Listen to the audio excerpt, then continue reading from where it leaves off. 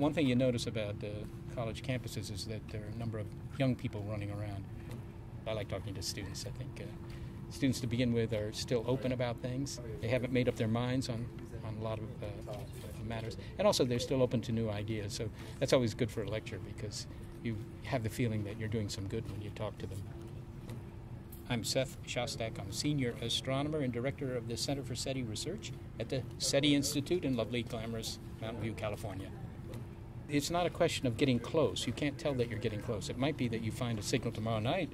It might be that you never find a signal, and there's no way to know. Next week you won't have any better answer to that problem or to that question. One thing that does change, of course, is the experiment itself, because the equipment keeps getting better. So you realize that you're able to look at more of the sky more quickly. So that's a good thing. The other thing that changes is the astronomy.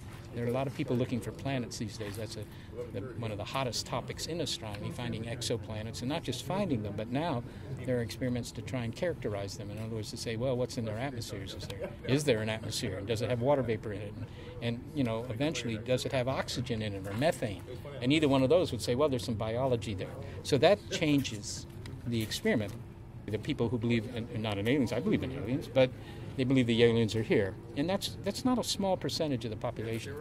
Something like 1/3 of the population thinks that's true. If you ask them in a poll, do you think that the government is keeping news of visiting aliens secret?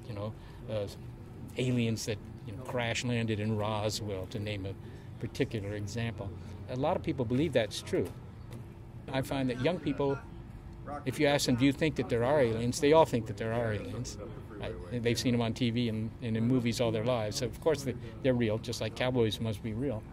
But the other thing is that they have an upbeat view toward life. And when you talk about trying to find some cosmic company, being optimistic, I think, is a good thing to have, because older people will say, well, maybe we shouldn't let them know we're here, or maybe we shouldn't find them, it'll destroy our own institutions, maybe they don't want to talk to us because we're wrecking the environment or something like that.